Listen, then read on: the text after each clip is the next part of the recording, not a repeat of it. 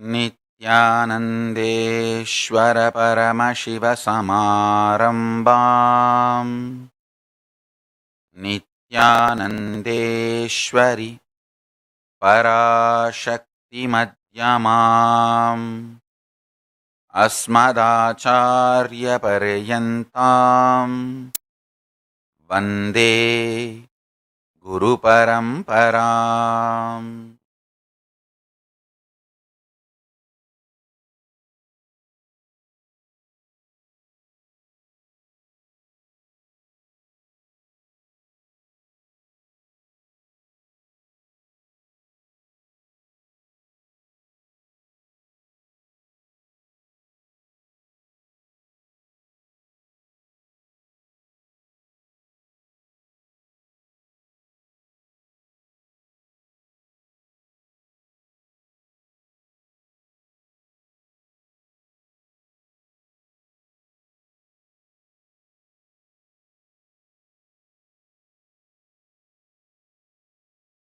உங்கள் அனைவரையும் வணங்கி வரவேற்கின்றேன்.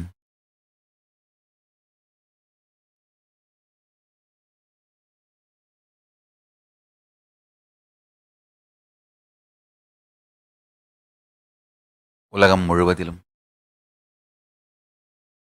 இந்த சத்சங்கத்திற்காக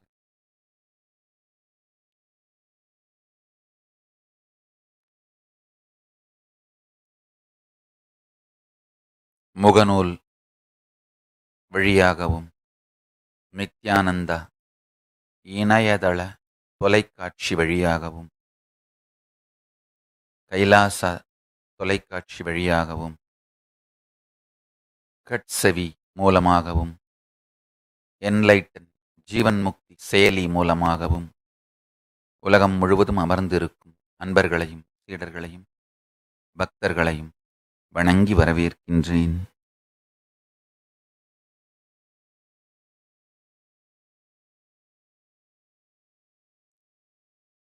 இன்று நீங்கள் ஆழ்ந்து தியானிக்க வேண்டிய உயர்ஞான சத்தியத்தை கேளுங்கள்.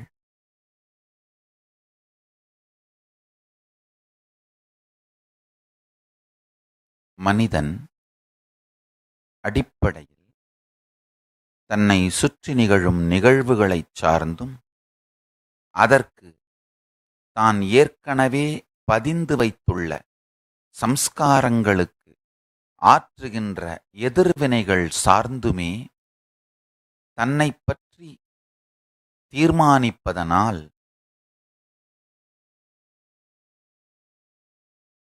மனிதன் தன் முழுநிலையை அடைவதற்கு, ஞானத்தின் உச்சத்தில் மலர்வதற்கு ஞான ரீதியான ஜீவன் முக்த சமூக சூழல் அடிப்படை அவசியமாக இருக்கின்றது. ஆழ்ந்து கேளுங்கள். அதாவது உங்களை சுத்தி எந்த மாதிரி நிகழ்வுகள் நடக்குது, அதுக்கு நீங்க எப்படி ரெஸ்பாண்ட் பண்றீங்க, இது சார்ந்துதான் நீங்கள் உங்களை பற்றி தொடர்ந்து கருத்துக்களை உருவாக்குகிறீர்கள். உங்களையே நீங்கள் நம்புகிறீர்கள். நல்லா புரிஞ்சுக்கோங்க. சமூகத்தையே ராட்சசத்தன்மையோட மாத்தணும்னு நினைக்கிற ராட்சசர்கள் உடனே மாத்திர முடியாது. அவங்களும் என்ன பண்ணுவாங்க, இந்த ராட்சசத்தன்மையான நிகழ்வுகளை நிகழ வச்சு நீங்களும் பதட்டத்தோட அதுக்கு எதிர்வினை ஆற்றினாதான் உங்களை காப்பாத்திக்க முடியும். உங்களை பதட்டத்தோட எதிர்வினை ஆற்றச் செய்து மெதுமெதுவா உங்களையும் அந்த ராட்சச தன்மை வாழ்க்கை முறைக்கு பழக்கிடுவாங்க. இதுதான் அவர்களின் முதல் வெற்றி. நல்லா புரிஞ்சுக்கோங்க.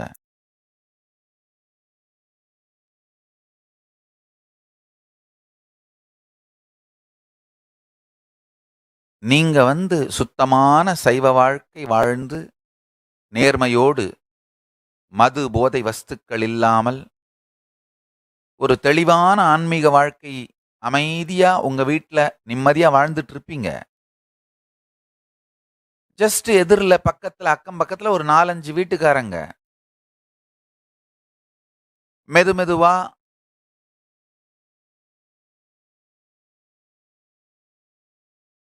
தண்ணி அடிக்கிற பார்ட்டி நடத்துறது, லவுட் மியூசிக் போட்டு ஆடுறது, இவைகளெல்லாம் உங்களுடைய ஆன்மீக நிம்மதி வாழ்க்கையை சீர்குலைக்கிற மாதிரி செயல்களில் ஈடுபடும்போது நீங்க உங்களை காப்பாத்திக்கிறதுக்கு எதிர்வினை ஆற்ற வேண்டி இருக்கும்.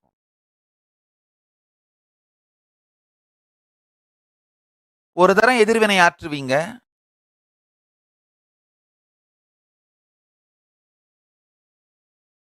ரெண்டாவது தரம் எதிர்வினை ஆற்றுவீங்க. சில நாட்கள்ல எதிர்வினை ஆற்றுகின்ற பலம் இல்லாமல் உங்களுடைய உடலும் மனமும் சோரும் பொழுது அவர்களுடைய வாழ்க்கை முறை ஏதோ ஒரு வெற்றியடைந்த, நல்லா புரிஞ்சுக்கோங்க, அசுரர்களின் மதுக்களிப்பு போதையும் அவர்களின் ஆபாச கூத்தும் நிச்சயமாக நம்முடைய அமைதியான இனிமையான வாழ்க்கை முறையை விட கலர்ஃபுல்லாத்தான் தோணும். ஆழ்ந்து புரிந்து கொள்ளுங்கள். ரசனையில் முதிர்ச்சி ஆன்மீகத்தின் குணம். ஆன்மீகத்தோட குணமே என்னன்னா, உங்களுடைய சுகம் துக்கம்னு நீங்க நினைக்கிற எல்லா வாழ்வை பற்றிய ரசனையிலும் முதிர்ச்சி வர துவங்கும். ஆனா ராட்சசர்களுடைய ஆட்டம் பெரும் துக்கமாக இருக்கும். அந்த ஆட்டத்திற்கு ஈடு கொடுக்க முடியாமல் நீங்க டயர்ட் ஆகிற நேரத்துல தான் உங்கள் மனம் உங்கள் மீது, உங்கள் ஆன்மீக பலத்தின் மீது, உங்கள் ஆன்மீக வாழ்க்கையின் மீது நீங்கள் கொண்டிருக்கின்ற நேர்மையை பற்றி, உங்கள் ஆன்மீக வாழ்க்கையின் தேவை, அதை நீங்கள் வாழ்வதற்கு உங்களுக்கே இருக்கின்ற பலம், உங்களுடைய நேர்மை போன்றவைகள் மீதெல்லாம் சுய சந்தேகம் வர ஆரம்பிக்கும். சுய சந்தேகம் அப்படிங்கிறது கேன்சர் மாதிரி முடிஞ்சு போச்சு. சுய சந்தேகம் வந்த உடனேயே ராட்சசன் அவனுடைய ஆளை உங்கள் வீட்டுக்குள் அனுப்பிவிட்டான், உங்கள் உயிருக்குள் அனுப்பிவிட்டான். உங்கள் உயிருக்குள் அனுப்பப்படும் ராட்சசனின் தூதுவன்தான் சுய சந்தேகம். நமக்கு என்ன தோணும், நாமளும் இப்படியே தான் வாழ்ந்து பார்த்தோம் இந்த நித்யானந்த சாமி சொல்றதையே. தினம் சாயந்தரம் ஆனால் சத் சங்கம் தான் பார்க்குறோம், டிவி சீரியல் பார்க்காம. நமக்கு மட்டும் என்ன வாழுதான், டிப்ரெஷன் தான் வருது. எப்போ நன்றாக புரிந்து கொள்ளுங்கள், டிப்ரெஷன்லேயே எதிராளிகள் ராட்சசர்கள் வாழ்ந்து கொண்டிருக்கிறார்கள். ஆனால் உங்களுக்கு எப்போவோ ஒரு தரம் தான் வந்துட்டு போகும். ஆனால் இந்த சுய சந்தேகம் வந்தவுடன் அதை நீங்கள் எதிர்கொள்ள முடியாத பொழுது, சுய சந்தேகத்தின் முன் நீங்கள் வீழும் பொழுது உங்கள் வாழ்க்கையும் ஆன்மீக சாத்தியக்கூறும் அழிந்து விடுகிறது. உங்களுடைய ஸ்பிரிச்சுவல் ஐடென்டிட்டி இஸ் டிஸ்ட்ராய்ட். உங்களுடைய ஆன்மீக வாழ்க்கை சாத்தியம் அழிக்கப்பட்டு விடுகிறது. நல்லா புரிஞ்சுக்கோங்க. இது மாதிரி தான்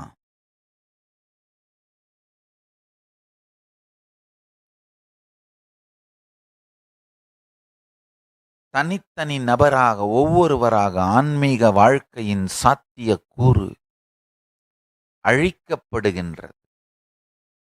கொடுமை என்னன்னா,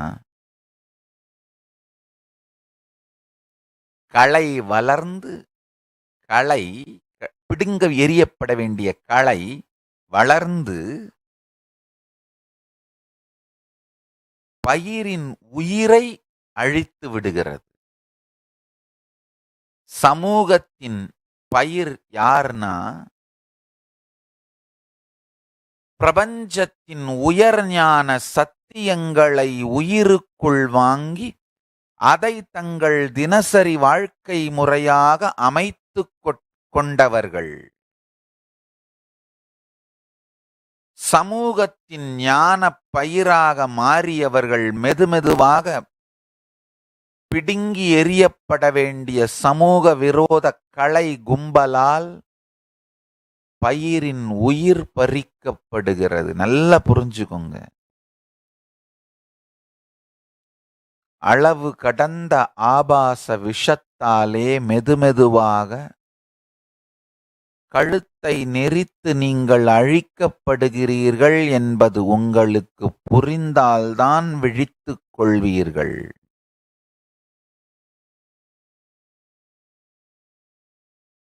குண்டு போட்டு குண்டு வெடிச்சு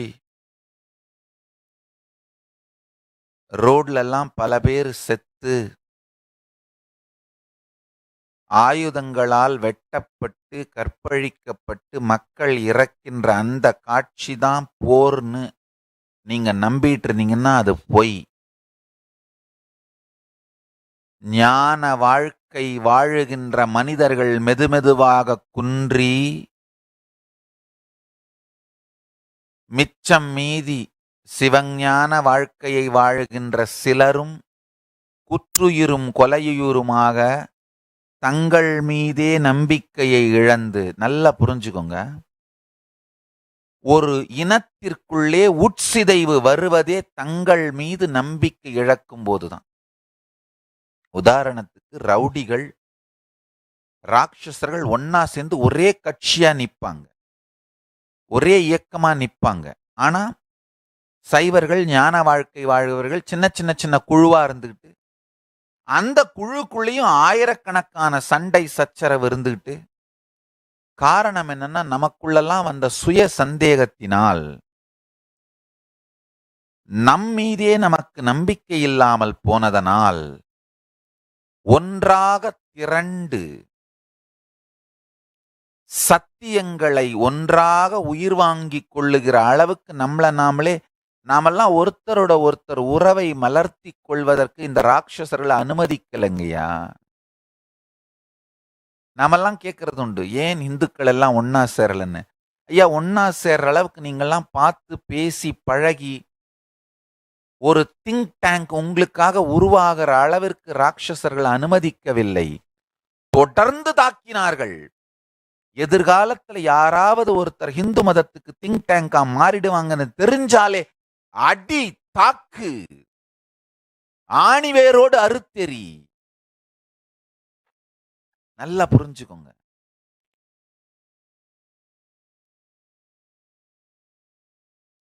மூலலிங்கத்தை கட்டும் பொழுதே ஆணிவேரோடு அறுத்து எறிந்து விடு.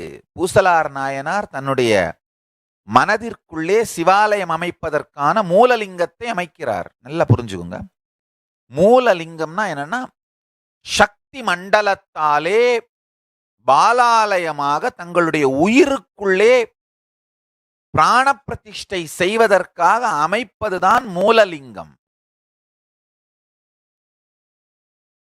மூலவர் லிங்கம் வேற, மூலலிங்கம் வேற. மூலவர் லிங்கம்னா ஸ்தூலமா இருக்கும், கருங்கல்லாலோ அல்லது அந்த பல்வேறு விதமான தங்கத்தாலோ ஏதாவது வெள்ளியாலோ மரத்தாலோ எந்த பொருளால் வேண்டுமானாலும் செய்யப்பட்டு ஸ்தூலமா செஞ்சு வைக்கப்பட்டிருக்கிற லிங்கம் மூலவர் லிங்கம். மூலலிங்கம்னா தன்னுடைய உயிராலே தியானத்தாலே சக்தி மண்டலத்தாலே உருவாக்குவது மூலலிங்கம். நான் அந்த மேட்டூரிலே என்னுடைய போன ஜென்மத்திலே அமைத்த ஆலயத்தோட மூலலிங்கம் எங்கிட்ட இருக்குன்னு சொன்னது அந்த சக்தி மண்டலம். மூலவர் லிங்கமான ஸ்தூல லிங்கம் இன்னும் அந்த கோயிலுக்குள்ளதான் இருக்கு. நான் போய் அந்த கோயிலை பார்த்த பொழுது அது ஏற்கனவே முழுகிவிட்டு இருந்தது. தண்ணீர் வடியும் போது கூட சேறு சகதி சேர்ந்து முழுகி விட்டது. அந்த கோயில் கருவறைக்குள்ள போக முடியாது யாரும். இப்போ என்னாலேயே போக முடியவில்லை. தூரத்திலிருந்தே பார்த்து போட்டோ வீடியோ எடுத்துட்டு வந்துட்டோமே தவிர, நான் மூலலிங்கம்னு சொன்னது சக்தி மண்டலத்தை, அந்த இடத்துல பிராண பிரதிஷ்டை பண்றதுக்கான சக்தி மண்டலத்தை போன பிறவியிலே நான் தான் உருவாக்கினேன். இப்ப அந்த சக்தி மண்டலம் என்னிடம் இருக்கின்றதுன்னு சொன்னேன். ஸ்தூலமான மூலவர் லிங்கம் கிடையாது. இந்த வார்த்தை இரண்டையும் புரிஞ்சுக்கோங்க. மூலலிங்கம் வேறு, மூலவர் லிங்கம் வேறு. மூலவர் லிங்கம்ங்கிறது ஸ்தூலமாக பிசிக்கலா பிரதிஷ்டை பண்ணப்படுற லிங்கம். மூல லிங்கம்ங்கிறது அங்கு பிராண பிரதிஷ்டை செய்யப்படுகின்ற ஞான சக்தி மண்டலம்.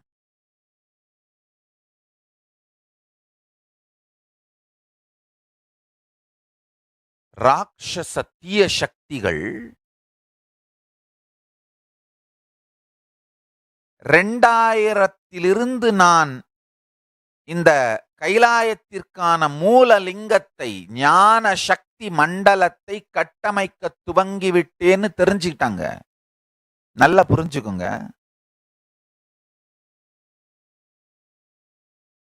உண்மையில 40 ஆண்டுகளாக 40 41 பிறந்ததிலிருந்து இதைத்தான் செஞ்சிட்டு இருக்கிறேன்.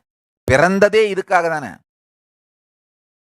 திருக்கைலாயத்தின் ஜீவன் முக்த சமுதாயமான ஜீவன் முக்த வாழ்க்கை முறை, ஜீவன் முக்த நாகரீகத்தை, என்லைட்டன் சிவிலைசேஷனை பூமியிலே மலரச் செய்வதற்காகத்தான் பிறந்ததே. பிறந்ததிலிருந்தே இந்த திருப்பணி பெரும்பணியைத்தான் செய்து கொண்டிருக்கிறேன். 3 வயதிற்குள் அந்த காலகட்டத்திலே இருந்த சித்தர்கள், ரிஷிகள், ஞானிகள் எல்லோரும் ஒன்றாகச் சேர்ந்து அவதார புருஷன் என்று ரெக்கக்னைஸ் பண்ணி பயிற்சிகளை துவங்கினார்கள். அப்ப எடுக்கப்பட்ட போட்டோ தான் அந்த முதல் போட்டோ, முதல் புகைப்படம். தண்டமும் சின்முத்ரையும் தாங்கி காவியோடு எடுக்கப்பட்ட முதல் புகைப்படம். அந்த புகைப்படம் எடுத்த போட்டோகிராஃபர் இன்னமும் உயிரோடு இருக்கிறார் திருவண்ணாமலையில. அவர் தான் சொன்னார், இந்த சாமியார்கள் எல்லாம் ஒன்னா சேர்ந்து இந்த சாமிக்கு காவியை கட்டி துண்ணூறு பூசி இந்த கோலை கொடுத்து நிக்க வச்சு போட்டோ எடுக்க சொன்னாங்க.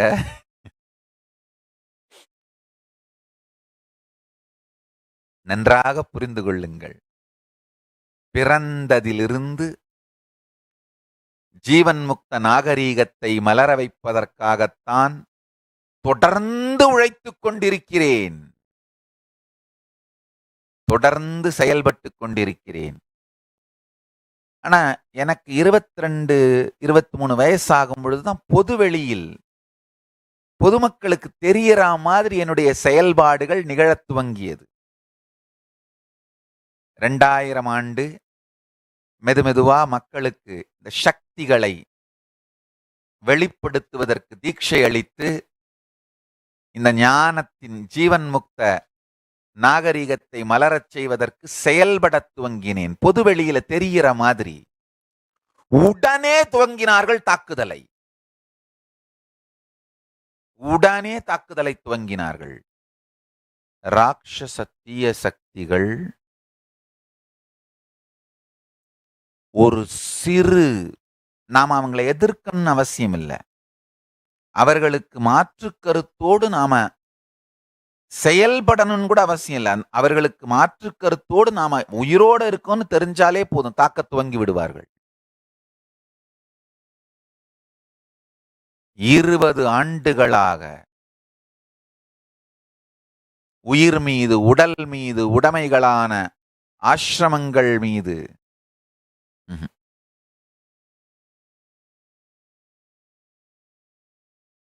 பொன்னே தந்தாலும் பொருளே வந்தாலும் இறைவனை மறப்பது சரியாகுமா?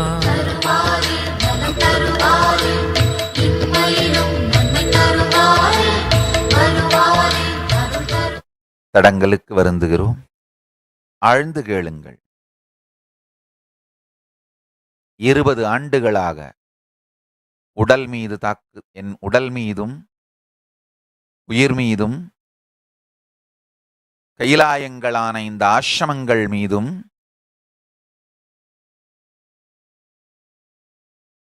கேரக்டர் அசாசினேஷன் சொல்லுவோம், ஐடென்டிட்டி மீதும்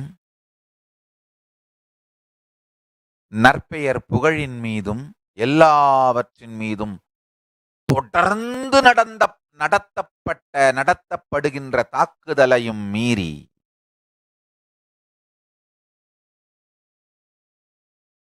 என் குறிக்கோள் ஒன்றின் பலத்தால் மட்டுமே பரமசிவ பரம்பொருள் இந்த உடல் மனதின் மூலமாக, இந்த உயிர் மூலமாக தன்னுடைய பெரும்பணியான திருக்கைலாயத்தை, ஜீவன் முக்த நாகரீகத்தை பூமியில் செய்தே தீருவது என்கின்ற தெளிவோடு இருப்பதனால், அவருடைய அருட்சக்தியினால், பேரருள் பிரவாகத்தினால், மகாகால பைரவனும் மகாகாளியும் காப்பதனால்தான் இன்னமும் உயிரோடும் உயிர்ப்போடும் இருந்து கொண்டிருக்கிறேன். ஆழ்ந்து கேளுங்கள். இன்னும் சில விஷயங்கள், சத்தியங்களை சொல்லணும்னு நினைக்கிறேன். இந்த திருக்கைலாயத்தை, ஜீவன் முக்த நாகரீகத்தை மலர வைப்பதுன்ற அந்த உயிரின் குறிக்கோளை அருணகிரி யோகீஸ்வர பெருமான் எனக்குள் ஆழ்ந்து பதிந்தார். அதற்கு தேவையான சக்திகள், சத்தியங்கள் எல்லாவற்றையும் அளித்தார்.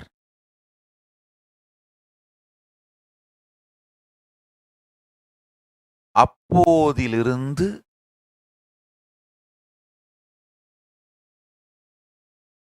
இவைகளை உலகத்தோடு பகிர்ந்து கொள்வதற்கு என்னை நானே தயார்படுத்திக் கொண்டு, அதற்காக என்னோடு சேர்ந்து இந்த பரமசிவனின் பெருந்திருப்பணி செய்வதற்கு, பரமசிவ சேனையாக மாறுவதற்கு தயாராக இருக்கின்ற நபர்களை தேடி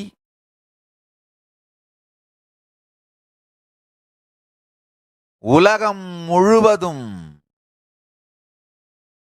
இந்த ஜீவன் முக்த நாகரீகம் செய்கின்ற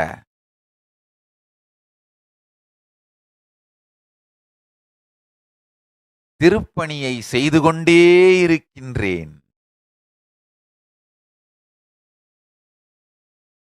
3 வயதிலே என்னுடைய குருமார்கள், அவதார புருஷர்கள், சித்தர்கள்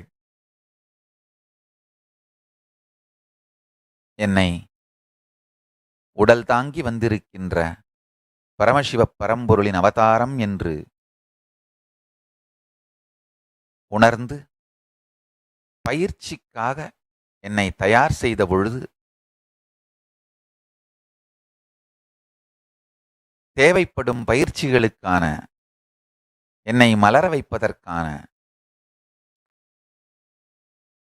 அப்பொழுது எடுக்கப்பட்ட புகைப்படம் இது.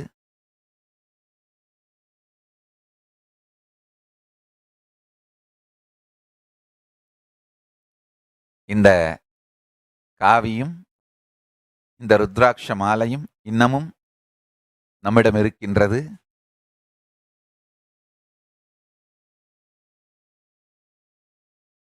சின்முத்திரையோடு இந்த புகைப்படத்தை எடுத்த போட்டோகிராஃபர் இன்னமும் உயிரோடு இருக்கின்றார்.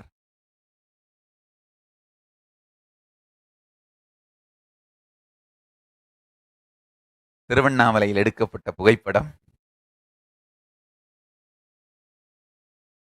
உண்மையை சொல்ல வேண்டுமென்றால் இந்த புகைப்படம் எடுக்கப்பட்டதை பற்றி எனக்கு நினைவில்லை. எனக்கு இந்த நிகழ்ச்சி நினைவிருக்கின்றது. முன்னோர்கள், முதியோர்கள், மூத்தோர்கள், சான்றோர்கள் எல்லாரும் ஒன்று கூடி என்னை நடுவில் அமர வைத்து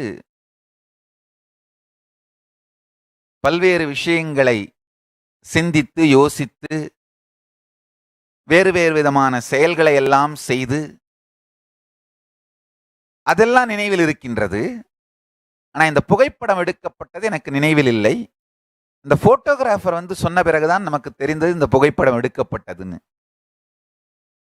ஊர்ல அவர் தான் ரொம்ப பாப்புலரான போட்டோகிராஃபர். அப்பெல்லாம் உண்மையில ஓரிருவர் தான் இருந்தார்கள். இவர் தான் பாப்புலரான போட்டோகிராஃபர். எல்லா புகைப்படமும், என்னுடைய வாழ்க்கை சார்ந்த எல்லா படமும் இவர் தான் எடுத்திருக்கார், இவர் தான் எடுத்தார். இன்னமும் அந்த ஒரிஜினல் நெகட்டிவ்ஸ் எல்லாம் இவர்கிட்ட தான் இருக்கு.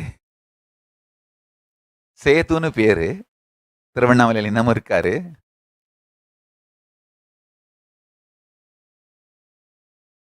அந்த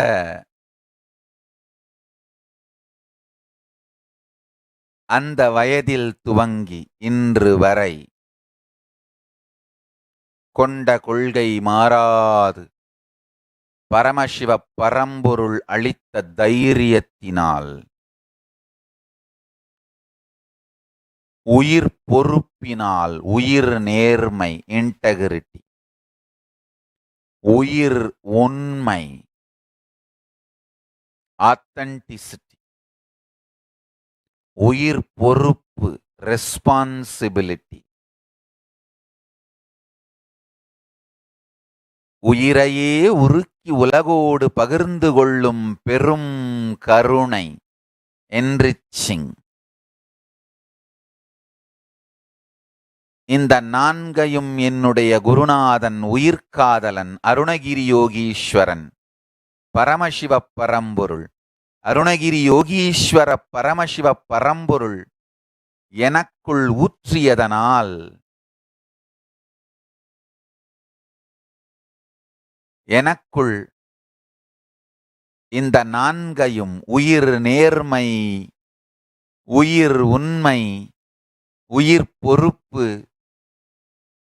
உயிர்கருணை, இந்த நான்கையும் எனக்குள் மலரச் செய்ததனால் அதன் சக்தியினாலும் பலத்தினாலும் இந்த ஜீவன் முக்த நாகரீகம் செய்தே வைப்பதென்று திருக்கயிலாயத்தை பூமியில் மலரச் செய்தே தீருவதென்று ஆழ்ந்து புரிந்து கொள்ளுங்கள்.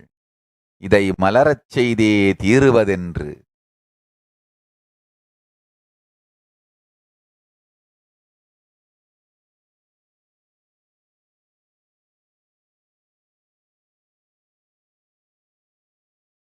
தொடர்ந்து தயங்காது மயங்காது கலங்காது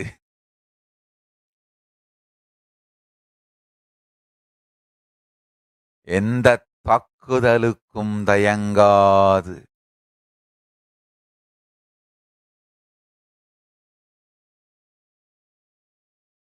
எம்பெருமான் அருளாலே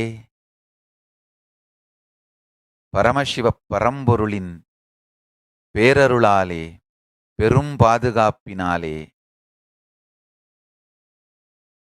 இயங்கிக் கொண்டே இருக்கின்றேன், இயங்கிக் கொண்டே இருப்பேன். ஆழ்ந்து கேளுங்கள்.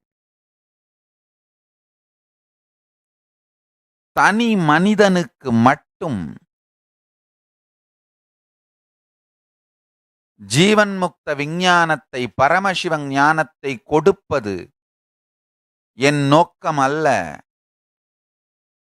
ஜீவன் முக்த சமுதாயத்தையே உருவாக்கி வச்சாத்தான் இந்த பரமசிவ ஞானம் உயிரோடு இருக்கும். தொடர்ந்து ஆயிரக்கணக்கான பரமசிவ ஞானத்தை வாழுகின்ற ஞானிகள், அவதார புருஷர்கள் வந்து கொண்டே இருப்பார்கள்.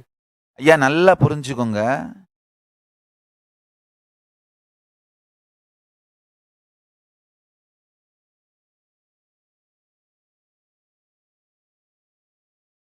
ஒரு மனிதன், இரு மனிதன் மட்டும் ஜீவன் முக்தரா சித்தரா எங்கேயோ ஒரு மூலையில உருவாய் வாழ்ந்துட்டு அந்த மாதிரி சில மனிதர்களை மட்டும் உருவாக்குறது என்னுடைய வேலை, கடமை இல்லைங்கய்யா. ஆயிரக்கணக்கான ஜீவன் முக்தர்கள், சித்தர்கள் மலருவதற்கு ஆன ஜீவன் முக்த நாகரீகத்தை உருவாக்கி வைக்கிறது. அதாவது ஒருத்தர் புத்திஸ்ட் மாங்கா போறதுக்கு பெரிய முயற்சி தேவையில்லை. தலாய் லாமா மாதிரி அவதார புருஷர்கள் வரணும்னா ஒரு பெரிய புத்த ஞான சமுதாயம், புத்த ஞான மண்டலம் வேணும். அதே மாதிரி ஒருத்தர் எங்கேயோ பரமசிவ ஞானத்தை அடைந்து சித்தராக மாறுவது பெரிய விஷயம் இல்ல. பல அவதார புருஷர்கள் மீண்டும் மீண்டும் பூமிக்கு வந்து தங்களை மலர்த்தி கொண்டு பல்வேறு விதமான ஞான சக்திகளை வெளிப்படுத்துற பரமசிவ ஞான மண்டலம் ஏற்படுத்தணும்னா நம்முடைய குருகுலங்கள் வேணும். நன்றாக புரிந்து கொள்ளுங்கள், என்னுடைய வேலை சாதாரணமான ஒருவரை இருவரை ஜீவன் முக்தர்களாக மாற்றுகின்ற சாதாரண வேலை அல்ல. பரமசிவ ஞான மண்டலத்தை உருவாக்குவதன் மூலம், கைலாச ஞான மண்டலத்தை உருவாக்குவதன் மூலம், கைலாச ஞான விஞ்ஞானத்தை வாழுகின்ற ஜீவன் முக்த நாகரீகத்தை உருவாக்குவதன் மூலம் ஆயிரக்கணக்கான அவதார புருஷர்கள் வருகின்ற குருகுலங்களை உருவாக்கி வைப்பதுதான் என்னுடைய பணி. நம்முடைய குருகுலங்கள் அதுக்காகத்தான் உருவாக்கப்படுகின்றன. ஏற்கனவே ஸ்கந்தமாதா ஒரு குழந்தை என்லைட்டன் பேபி வந்துருச்சு. வந்தது மட்டுமல்லாமல் அது மலர துவங்கி விட்டது. திருவண்ணாமலையிலே அந்த குழந்தை மலர துவங்கி விட்டது. அருணகிரி யோகீஸ்வர பெருமான் நேரடியாக பொறுப்பேற்று அந்த குழந்தைக்கு எல்லா ஞான சத்தியங்களையும் சக்திகளையும் அருளத் துவங்கிவிட்டார்.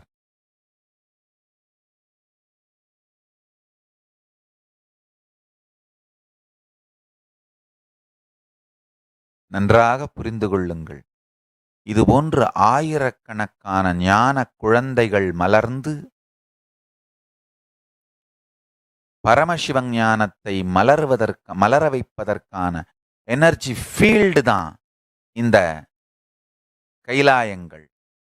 நான் உலகம் முழுவதும் ஏற்படுத்தி கொண்டிருக்கின்ற கைலாயங்கள். நன்றாக புரிந்து கொள்ளுங்கள்.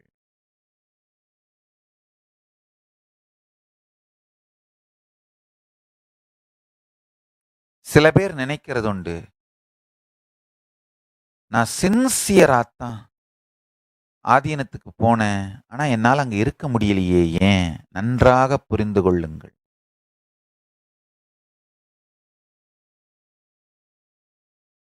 அளவுக்கு மீறி இந்த தீய சக்திகள் அளித்த விஷங்களை நீங்கள் குடித்து விட்டீர்கள். உங்களுக்குள்ள இருக்கிற நச்சுத்தன்மை, நச்சு மன அமைப்பின் அளவு அதிகமாக இருந்ததனால் உங்களை நீங்களே டீடாக்ஸ் பண்ணிக்கிட்டு ஜீவன் முக்தியில் மலரச் செய்து கொள்வதற்கான வேகம் உங்களுக்குள் குறைந்து விட்டிருந்தது. அதனாலதான் ஆதீனத்திற்கு போனாலும் சில நேரத்தில் அந்த வாழ்க்கையை ஆழ்ந்து வாழ முடியாமல் தவிப்பது. இன்றோ நாளையோ குறிக்கோளை விடுவதில்லை.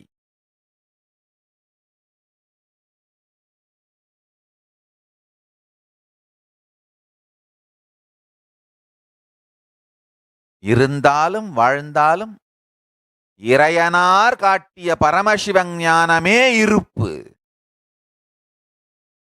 அது சார்ந்தே வாழ்வது அப்படிங்கிற உயிருக்கு நேர்மை. ஆழ்ந்து கேளுங்கள்.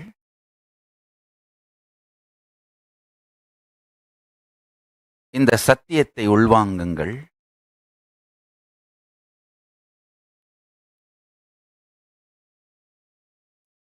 நீங்க பல பேர் ஆதீனத்துக்கு வந்தவர்கள், நம்ம ஆசிரமத்துக்கு வந்து ஆனா ஆதீனவாசியா ஆசிரமவாசியா இருக்க முடியாம போனவர்கள்.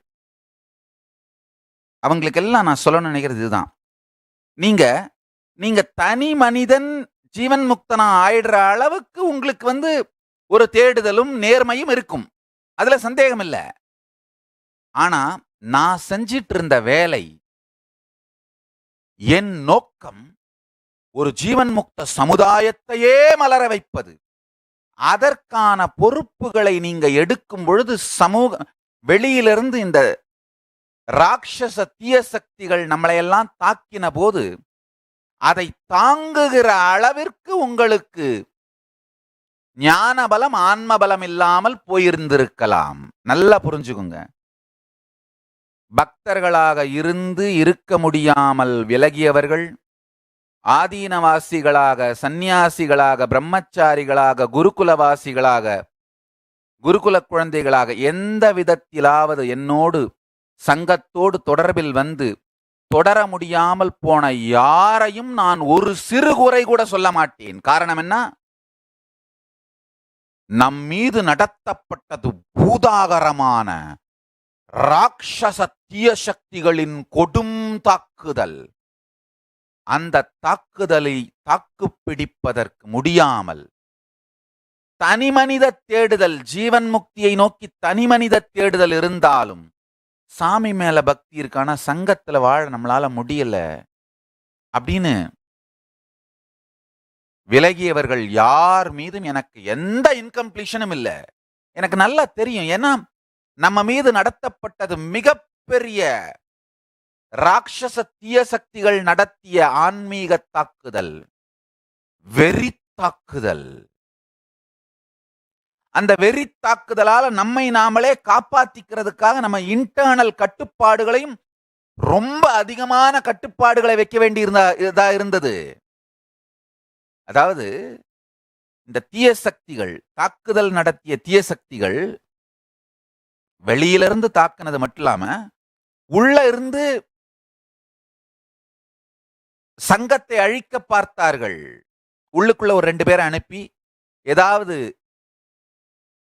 குற்றங்கள் செய்ய வச்சு, அது சங்கம் அந்த குற்றத்தை செய்வதாக சங்கத்தின் நற்புகழை பெயரை பாதிக்க வைத்து, அந்த சங்கத்துக்குள்ள மக்கள் இல்லாதவாறு அமைதியாக நிம்மதியாக நாம் வாழ முடியாதவாறு, எப்படி ரிஷிகள், ஞானிகள், யோகிகள், சித்தர்கள் காடுகளில் தவம் செய்யும் பொழுது, யாகம் செய்யும் பொழுது, நம்ம ராமாயண மகாபாரதத்துல படிக்கிறோம் இல்லையா?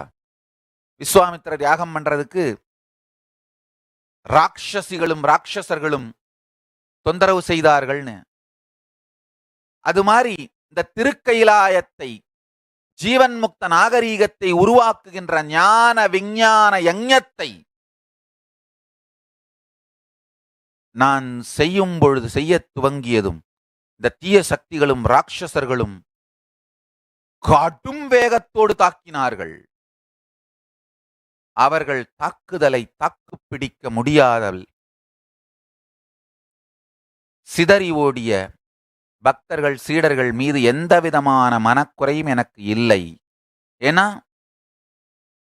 உங்களுடைய நோக்கம், குறிக்கோள் தனிமனித ஜீவன் முக்தி.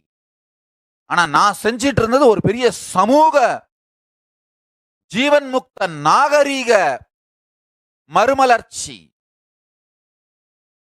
என் மீது நடத்தப்பட்ட தாக்குதல் உங்கள் மீதும் நடத்தப்பட்டதனால் நிறைய பேரால தாக்கு பிடிக்க முடியல. பாவம்.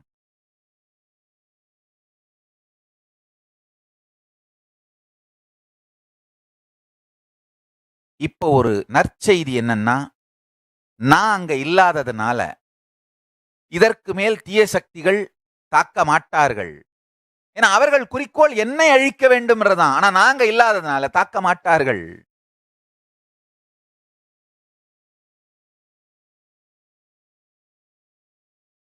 தாக்குதலுக்கு பயந்து, தாக்குதலை தாங்க முடியாமல் இன்டர்னலாவும் எக்ஸ்டர்னலாவும் விலகிய அன்பர்கள், பக்தர்கள், சீடர்கள், குருகுலவாசிகள், சந்நியாசிகள், பிரம்மச்சாரிகள் உங்கள் அனைவருக்கும் கைலாயத்தின் கதவுகளை ஆபத் சந்நியாசத்தின் மூலம் மீண்டும் திறக்கிறேன், வாருங்கள்.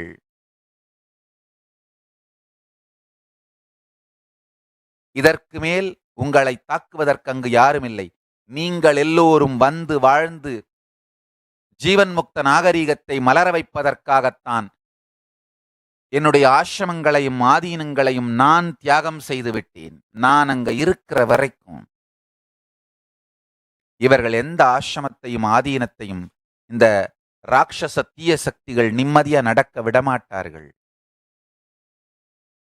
என்னை அழிப்பதற்காக ஆசிரமங்களையும் ஆதீனங்களையும் தொடர்ந்து தாக்குவதனால் ஆசிரமங்களும் ஆதீனங்களும் அமைதியாகவும் நிம்மதியாகவும் இயங்க முடியவில்லை. உங்களுடைய தினசரி கடமைகளான பூஜை, தியானம், யோகம் இவைகளை செய்ய முடியவில்லை. அதனால்தான் திவ்ய சரீரமாக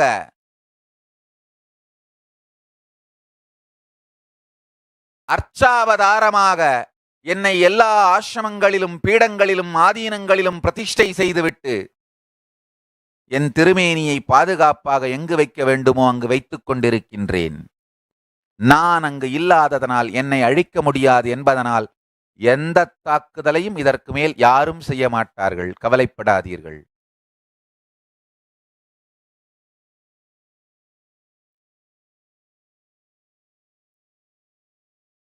யார் யாருக்கெல்லாம் ஜீவன் முக்தியின் மீது ஆர்வமும் ஈடுபாடும் பக்தியும் இருந்து நான் சொல்லுகின்ற சத்தியங்களை வாழ வேண்டும் என்று விருப்பம் இருந்து ஆதீனத்திற்கோ நமது சங்கத்திற்கோ ஆசிரமங்களுக்கோ குருகுலத்திற்கோ பக்தர்களாக சத்சங்க மையங்களுக்கோ ஏதாவது ஒரு காலத்தில் 2000 இன்று வரை ஏதாவது ஒரு காலத்தில் வந்து தொடர்ந்து வாழ்ந்து தொடர்ந்து கடைபிடித்து இருக்க முடியாமல் ஏதேதோ காரணங்களுக்காக வெளியேறியிருந்தால் உங்கள் அனைவருக்கும் மீண்டும் கதவை திறக்கின்றேன். திருக்கயிலாயத்தின் கதவுகள் திறக்கின்றன, வாருங்கள்.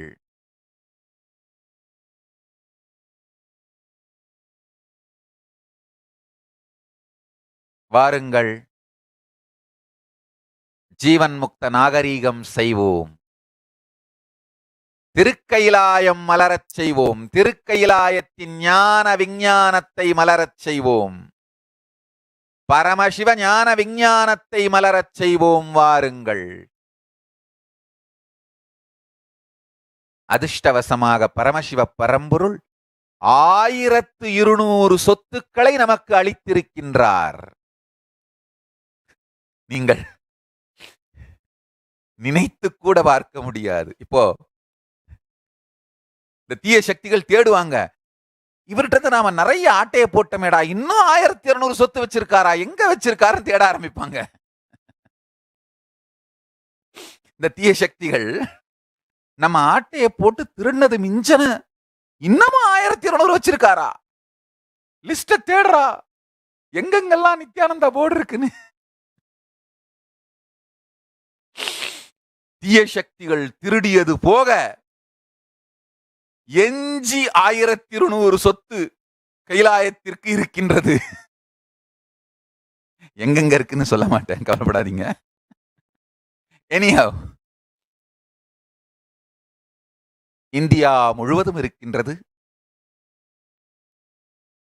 அன்பர்களே, பக்தர்களே, சீடர்களே, யார் யாரெல்லாம் பரமசிவ ஞானத்தையும் பரமசிவ விஞ்ஞானத்தையும் வாழ வேண்டும் என்று நினைக்கின்றீர்களோ உங்கள் எல்லோருக்கும் கைலாயத்தின் கதவுகளை திறக்கின்றேன் இந்த ஆபத் சந்நியாசத்தின் மூலமாக.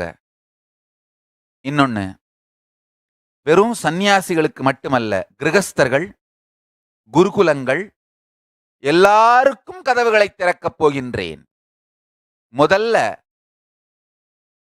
அடுத்த ஒரு மாதத்திற்கு ஆபத் சந்நியாசம் ஏற்று வந்து நம்மோடு இருந்து இந்த பரமசிவ ஞானத்தையும் பரமசிவ விஞ்ஞானத்தையும் வாழ்ந்து மற்றவர்களை வாழ வைப்பதற்கான கட்டமைப்பை அமைக்கின்றேன். கடந்த 2 நாட்களில் மட்டும் 100க்கும் மேற்பட்டவர்கள் ஆபத் சந்நியாசம் ஏற்று ஆதீனங்களை நோக்கி வேக வேகமாக உலகமெங்கும் இருந்து வந்து கொண்டிருக்கிறார்கள். இன்னும் சில நாட்களில் சில 1000 பேராவது ஆபத் சந்நியாசம் ஏற்று பல்வேறு ஆதீனங்களில் ஒன்று சேர்ந்து திருவண்ணாமலை, சேலம் ஆதீனங்கள் பெண்களுக்கும், மதுரை, ராஜபாளையம், காசி போன்ற ஆதீனங்கள் ஆண்களுக்கும், கிரகஸ்தர்கள் மற்றும் குருகுல குழந்தைகளாக வருபவர்களுக்கு விடுதி ஆதீனம், பெங்களூரு ஆதீனம் என்று பல்வேறு ஆதீனங்களையும் பிரித்து ஆண்களுக்கு தனியாக, பெண்களுக்கு தனியாக, கிரகஸ்தர்களுக்கு தனியாக, குருகுல குழந்தைகளுக்கு தனியாக என்று எல்லாவற்றையும் சீரமைத்து கட்டமைக்கின்ற பணியை செய்து கொண்டிருக்கின்றேன். கைலாயத்தின் கதவுகள் திறக்கப்படுகின்றது. ஏற்கனவே இருக்க முயற்சித்து தோற்றவர்கள் கவலைப்பட வேண்டாம். அது உங்கள் குற்றமல்ல. நம்மை தாக்கிய தீய சக்திகள், ராட்சச தீய சக்திகள், அவைகளை நம்மிடமிருந்து காத்துக் கொள்வதற்காக நாம் நமக்கே வகுத்துக் கொண்ட விதிமுறைகள் கடுமையாக இருந்ததனால் பல பேரால் இருக்க முடியாமல் வெளியேற வேண்டிய கட்டாயம் வந்தது. இது காலத்தின் கோலம். உங்கள் தவறுமல்ல, சங்கத்தின் தவறுமல்ல, என் தவறுமல்ல. நம் மீது தாக்குதல் நடத்திய ராட்சச தீய சக்திகளின் தவறு. இதை புரிந்து கொண்டு யார் யாரெல்லாம் ஜீவன் முக்த நாகரீகத்தை, கைலாசத்தின் ஞான விஞ்ஞானத்தை, பரமசிவ விஞ்ஞானத்தை உலகத்தில் வாழ்ந்து மற்றவர்களை வாழ வைக்க வேண்டும் என்று நினைக்கிறீர்களோ, அவர்கள் எல்லோரும் ஒன்று திரளுங்கள், வாருங்கள். சேரவாரீர் ஜெகத்தீரே. பரமசிவ ஞானத்தையும் பரமசிவ விஞ்ஞானத்தையும் நாம் வாழ்ந்து உலகையெல்லாம் வாழ வைப்போம். உயிர் நேர்மையும், உயிர் உண்மையும், உயிர் பொறுப்பும், உயிர் கருணையும் தாங்கி பரமசிவ விஞ்ஞானத்திற்கு உயிர் நேர்மையோடு இருந்து, பரமசிவ விஞ்ஞானத்துக்கு உயிருண்மையோடு வாழ்ந்து, பரமசிவ விஞ்ஞானத்தை உயிர் பொறுப்போடு ஏற்று, பரமசிவ விஞ்ஞானத்தை உலகிற்கெல்லாம் உயிர்கருணையோடு வழங்கி வாழுவோம். வாருங்கள். நன்றாக புரிந்து கொள்ளுங்கள்.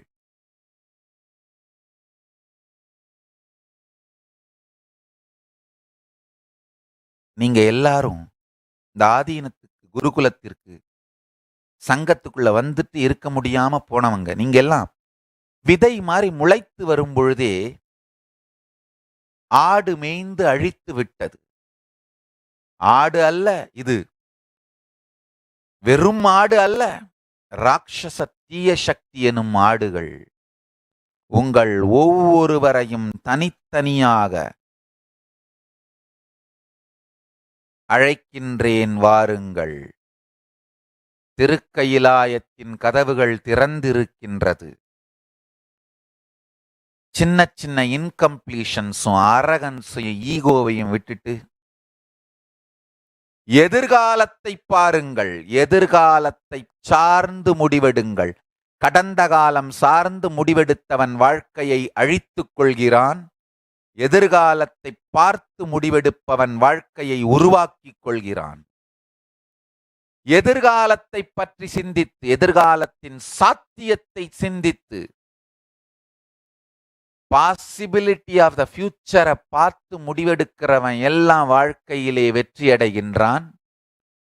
கடந்த காலத்தின் வலிகளை சார்ந்தே முடிவெடுப்பவன் வாழ்க்கையை அழித்துக் கொள்ளுகிறான்.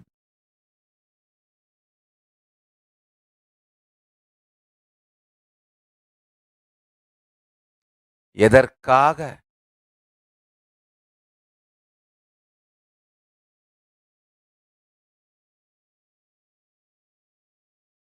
நம் எதிர்காலம் அமைய வேண்டுமென்று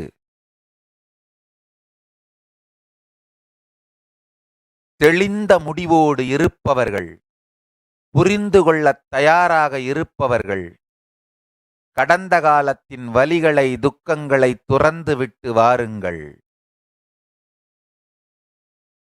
கைலாயத்தின் கதவுகள் திறந்திருக்கின்றது. யார் யாருக்கெல்லாம் தங்கள் வாழ்வில் ஜீவன் முக்த விஞ்ஞானத்தை, பரமசிவ ஞானத்தை, பரமசிவ விஞ்ஞானத்தை வாழ வேண்டும் என்றும் மற்றவர்களை வாழ வைக்க வேண்டும் என்றும் ஆழ்ந்த தேடுதலும் தேவையும்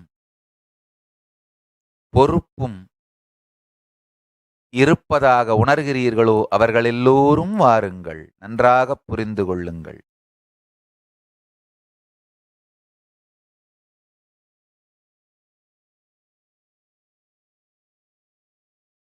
கடந்ததைச் சார்ந்து வாழ்க்கை அமைவதில்லை. எதிர்காலம் சார்ந்துதான் வாழ்க்கை அமைத்துக் கொள்ளப்படுகிறது.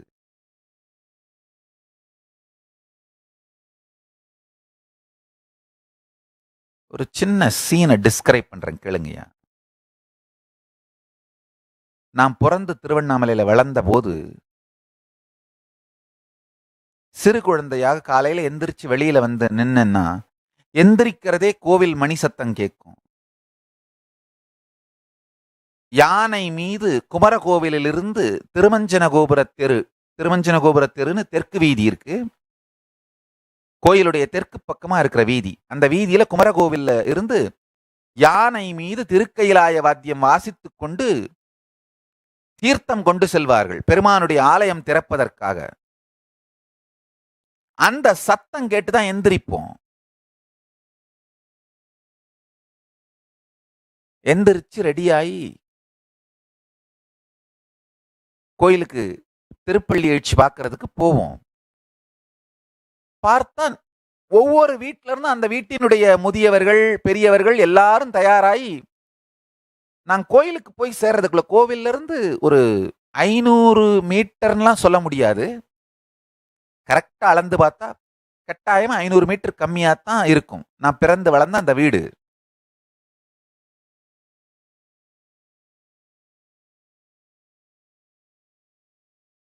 கோயிலுடைய மாட வீதிகளிலே ஒன்று. அதனால கோவிலிருந்து தனியா இருக்கிற வீடுன்னு கூட சொல்ல முடியாது. கோயிலுடைய மாட வீதி பாகங்களில் ஒன்று. திருவண்ணாமலையிலே 7ஆம் பிரகாரம்னு சொல்வார்கள் அந்த மாட வீதிய.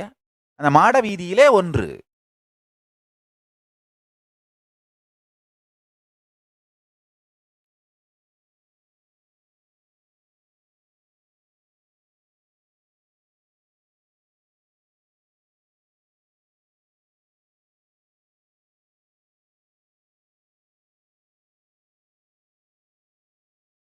எல்லா முதியவர்களும் பெரியவர்களும் குளித்து விட்டு திருநீறு பூசி சிவசிவா சிவசிவான்னு சொல்லிட்டே கோவில்ல கதவு திறக்கிறதுக்காக வந்து நிற்பார்கள். அந்த ஹூ இஸ் ஹூன்னு சொல்லும் இல்லையா, அதாவது அந்த ஊர் பெரியவர்கள் அத்தனை பேரும் காலையில் அங்க ஆஜராயிருப்பார்கள். நினைக்கும் பொழுதே நெஞ்சு நிறைகின்றது. அங்க பேச்சே எப்படி இருக்கும்னா, இன்னைக்கு கோவில்ல என்ன திருவிழா, எல்லாமே பரமசிவனை சார்ந்தே இருக்கும். என்னுடைய பாட்டனார் ஒருத்தர், தாத்தாவினுடைய தம்பி, அவருக்கு பேரே எக்ஸ்பிரஸ் தாத்தான்னு பேரு. எக்ஸ்பிரஸ் அப்படின்னு சொல்லுவாங்க. அவர் பேர் அண்ணாமலை, நிக்நேம் வந்து எக்ஸ்பிரஸ்ன்னு சொல்லுவாங்க. காரணம் என்ன, எக்ஸ்பிரஸ் ஸ்பீட்ல வீட்டுல இருந்து நேரா கோவிலுக்கு வருவாரு, தரிசனம் பண்ணிட்டு எக்ஸ்பிரஸ் ஸ்பீட்லயே திரும்ப போவார். அதனால அவர் எக்ஸ்பிரஸ்னு சொல்லுவாங்க. ஒரு நாள் கூட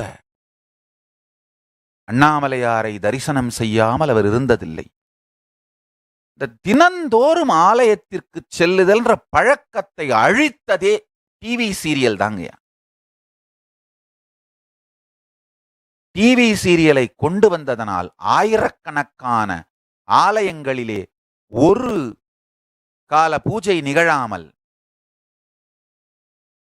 மாலை விளக்கேற்றி வழிபாடு நிகழாமல் ஆலயங்கள் பலவும் அழிந்ததற்கான காரணம் டிவி சீரியல்.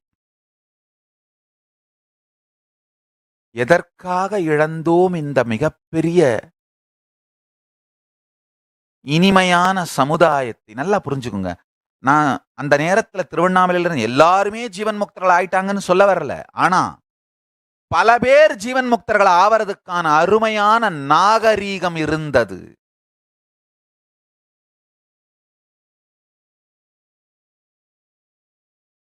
மீண்டும் அந்த ஜீவன் முக்த நாகரீகத்தை மலரச் செய்தே தீர வேண்டும்.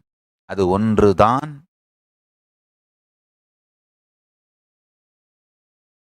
மனிதனை அடுத்த பரிமாண வளர்ச்சிக்குள் கொண்டு செல்வதற்கான ஒரே வழி. மனிதன் அடுத்த பரிமாண வளர்ச்சிக்குள் செல்ல வேண்டிய காலம் வந்துவிட்டது.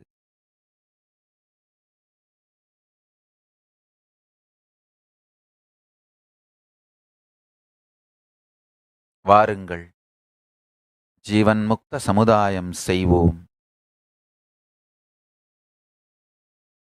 ஜீவன் முக்த நாகரீகம் செய்வோம்.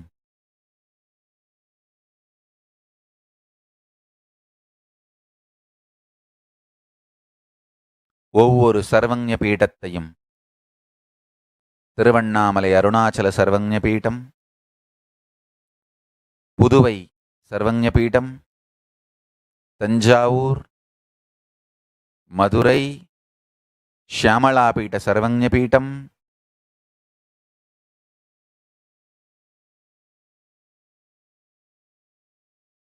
ஒவ்வொரு சர்வஞ பீடத்தையும், காஞ்சி சர்வஞ பீடம், காஷி சர்வஞ பீடம், ஒவ்வொரு சர்வஞ பீடத்தையும் முழுமையாக மலர வைப்போம். வாருங்கள். அதன் மலர்ச்சி ஜீவன் முக்த விஞ்ஞானத்தையும், ஜீவன் முக்த ஞானத்தையும், ஜீவன் முக்த விஞ்ஞானத்தையும், பரமசிவ ஞானத்தையும், பரமசிவ விஞ்ஞானத்தையும் நாம் வாழ்வோம். உலகை வாழ வைப்போம். ஆழ்ந்து கேளுங்கள். பரமசிவ ஞானத்தையும், பரமசிவ விஞ்ஞானத்தையும் உங்கள் எல்லோருக்கும் உலகத்திற்கு பகிர்ந்து அளிப்பது, பெருங்கருணையோடு உலகத்திற்கு வழங்குவது, எல்லோருக்கும் அளிப்பது. இது பகிர்ந்து கூட அளிக்க வேண்டியதில்லை, மொத்தத்தையும் மொத்த பேருக்கும் கொடுக்க முடியும். ஏன்னா 100 வாழைப்பழம் இருந்தாதான், 100 வாழைப்பழம் இருந்து 100 பேர் இருந்தா ஒருத்தருக்கு ஒரு வாழைப்பழம் தான் கொடுக்க முடியும், பகிர்ந்து தான் கொடுக்க முடியும். ஆனா பரமசிவ ஞானம் அப்படி இல்லை. 100 யூனிட் இருந்தா, 100 பேர் இருந்தா 100 பேருக்கு 100 யூனிட்டையும் கொடுக்க முடியும். காரணம் என்னன்னா, இது குறையாதது, சக்தி. இந்த பரமசிவ ஞானத்தையும் பரமசிவ விஞ்ஞானத்தையும் உங்கள் எல்லோருக்கும் வாரி வழங்குவதென்று முடிவெடுத்திருக்கின்றேன். நாளையிலிருந்து 2-வே மூலமா யார் வந்தாலும் அவர்களுக்கு பவர் மேனிஃபெஸ்டேஷன் சயின்ஸை நானே நேரடியா கிளாஸ் எடுத்து நீங்க பவர் மேனிஃபெஸ்டேஷன் பண்ண வைக்கிற அந்த வகுப்பை நானே எடுக்கப் போகின்றேன். நாளையிலிருந்து காலை மாலை 2 சத்சங்கத்தின் போதும் நேரடியா பவர் மேனிஃபெஸ்டேஷன் 2-வே சென்டர்ஸ் எல்லாருக்கும் 2-வே ஜூம் கனெக்ஷனும் 2-வேவும் இலவசமாக அளிக்கப்படுகின்றது. உங்கள் எல்லோருக்கும் இந்த பவர் மேனிஃபெஸ்டேஷன் வகுப்புகள் எடுக்கப்படும். கண்ணாடியும், கம்ப்ளீஷன் பண்றதுக்கான கண்ணாடி, பவர் மேனிஃபெஸ்ட் பண்றதுக்கான தேங்காய் போன்ற பொருட்கள். அதே மாதிரி உங்க செல்போன், பேட்டரி இல்லாத செல்போன் எடுத்துட்டு வந்துருங்க. காரணம் என்னன்னா, ஒரு பொருளை வச்சு மூவ் பண்றதுக்கு ஸ்மூத் ஃப்ளோர் வேணும். பேட்டரி தான், செல்போன் தான் பெஸ்ட். செல்போனோட சர்ஃபேஸ் தான் smooth floor, best smooth floor. ஆனா சில பேர் சந்தேகப்படுறாங்க, நாம அதுல பேட்டரியை போட்டு வைப்ரேட் பண்ணி மூவ் பண்றோமான்னு. அதுக்காக தான் பேட்டரி எடுத்துட சொல்றேன். பேட்டரியோ சார்ஜோ இல்லாத ஜஸ்ட் எம்டி செல்போன், ஃப்ளோருக்காக மட்டும்தான், அது ஸ்மூத் ஃப்ளோருக்காக மட்டும்தான் அதை யூஸ் பண்றமே தவிர வேற எந்த ஃப்ராடு பண்றதுக்கும் இல்லை. இந்த பொருட்களோடு எல்லோரும் ஒன்று திரண்டு விடுங்கள். நாளையிலிருந்து இருமுனை காணொளி காட்சி வழியாக வருகின்ற எல்லா அன்பர்களுக்கும் நேரடியாக சக்தி வெளிப்பாடு நிகழ்வு பற்றி வகுப்புகள் எடுத்து நீங்கள் சக்தியை வெளிப்படுத்துவது என்னுடைய பொறுப்பு. Your power manifestation is my responsibility. நீங்கள் பரமசிவ சக்தியை வாழ்வதும் வெளிப்படுத்துவதும் என் பொறுப்பு. நாளையிலிருந்து துவங்குவோம். தயாராக வாருங்கள்.